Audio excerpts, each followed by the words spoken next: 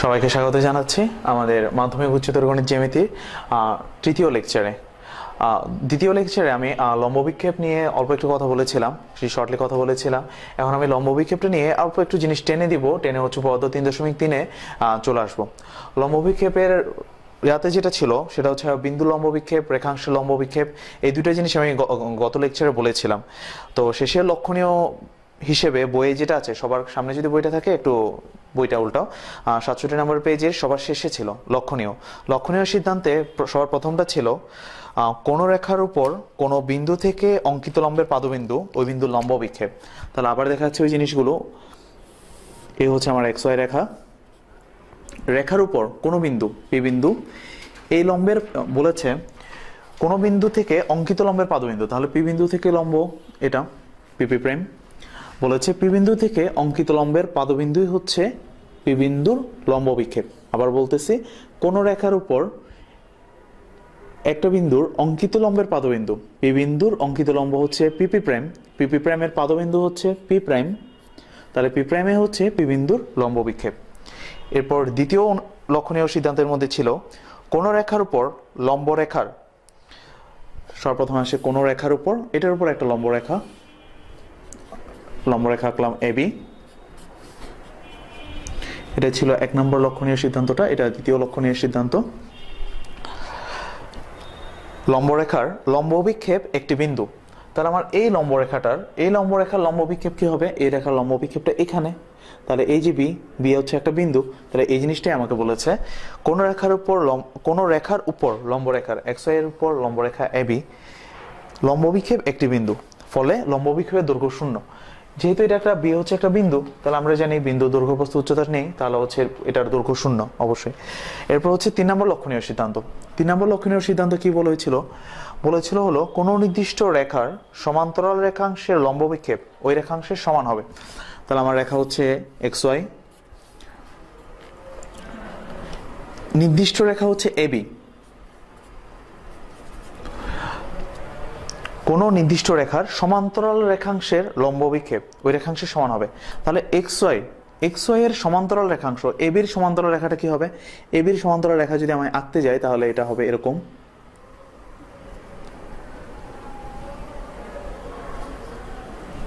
তাহলে আমার এইটা হচ্ছে এবির সমান্তরাল রেখাংশ। এবি রেখাংশ XY এর সমান্তরাল হলে, এখন এবি যদি XY এর সমান্তরাল হয়, তাহলে খেয়াল করো এবি XY এটা সমান্তরাল ছিল না। আমি যখন সমান্তরাল রাখতেছি XY এর সমান্তরাল যখন হচ্ছে তখন এবি চলে আসছে এ প্রাইম বি প্রাইমে। তো বলেছে যদি এবি XY এর সমান্তরাল হয় তাহলে এবি সমান এ প্রাইম বি প্রাইম হবে।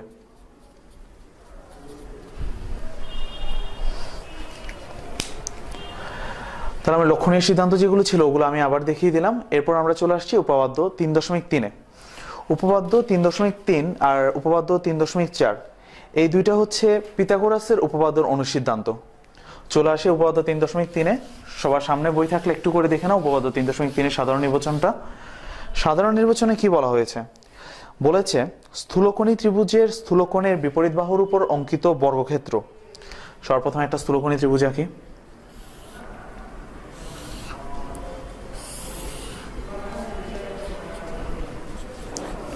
এবিসি স্থূলকোণী ত্রিভুজ। তাহলে আমার এখানে স্থূলকোণ কোনটা? স্থূলকোণ হচ্ছে এটা। বলেছে স্থূলকোণের বিপরীত বাহুর উপর অঙ্কিত বর্গক্ষেত্র। তাহলে বিপরীত বাহু হচ্ছে এসি, তাহলে এসির উপর অঙ্কিত বর্গক্ষেত্র।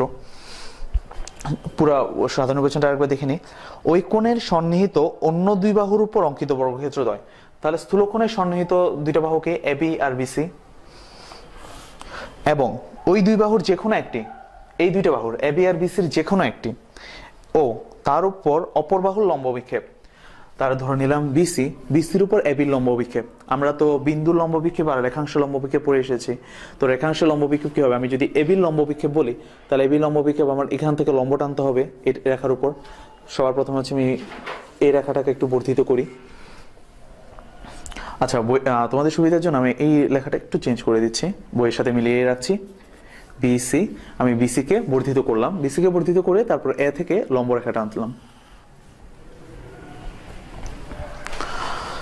তাহলে এসির লম্ব বিক্ষেপ হচ্ছে সিডি। কিভাবে পেয়েছি? এ বিন্দু লম্ব বিক্ষেপ তো এটাই, আর এ বিন্দু লম্ব বিক্ষেপ হচ্ছে আমি বিসির বর্ধিতাংশের উপর এখানে লম্ব টানলাম, তাহলে এসির লম্ব বিক্ষেপ হচ্ছে সিডি।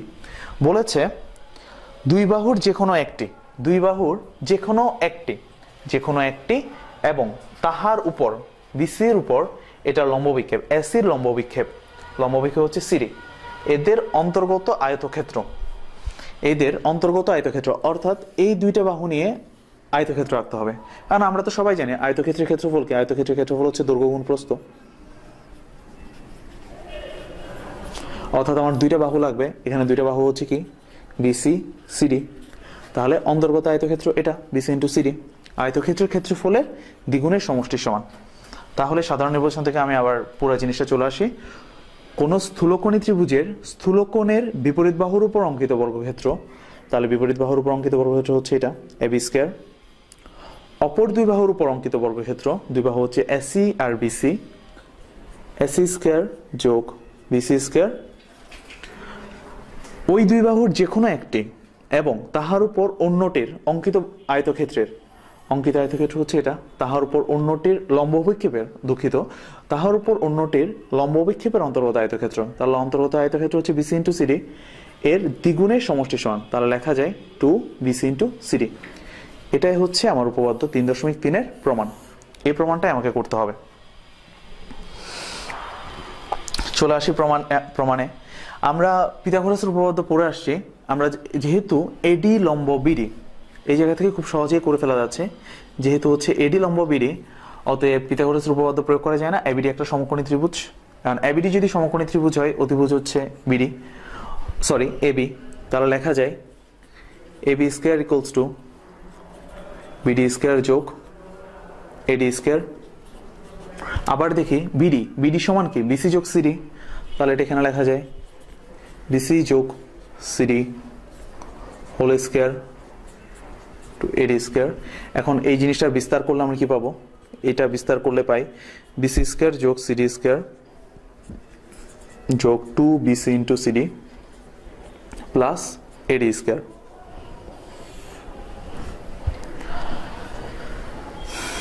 এবার এই ত্রিভুজে চলে আসি। এসিডি সমকোণী ত্রিভুজ, কোণটিতেও 90 ডিগ্রি অবশ্যই, কারণ হচ্ছে এডি লম্ব সিডি। তাহলে বলা যায় পিথাগোরাসের উপপাদ্য থেকে AC square equals two CD square যোগ এডি স্কয়ার। তাহলে এটা আর এটা, এই দুটো জিনিস একটু ভালো করে দেখলে কি দেখা যায়, সিডি স্কয়ার যোগ এডি স্কয়ার, এই সিডি স্কয়ার আর এডি স্কয়ার। তাহলে এই দুটো জায়গায় কি লেখা যায়, এই দুইটার তুলে সরাসরি বসে দেওয়া হয়েছে এসি স্কয়ার। তাহলে আমি এখান থেকে কি পাই, আমি এখান থেকে পাচ্ছি এবি স্কয়ার সমান বিসি স্কয়ার যোগ সিডি আর এডির জায়গায় লিখলাম এসি স্কয়ার যোগ 2 বিসি ইন্টু সিডি। তাহলে দেখো AB square equals to AC square যোগ বিসি স্কয়ার, এসি স্কয়ার যোগ BC square plus 2 BC into CD. এই হলো আমাদের উপপাদ্য 3.3 প্রমাণ। আশা করি সবাই এটা ভালো করে বুঝতে পেরেছো। সামনে আমরা উপপাদ্য 3.4 নিয়ে আলোচনা করব। সবাইকে ধন্যবাদ।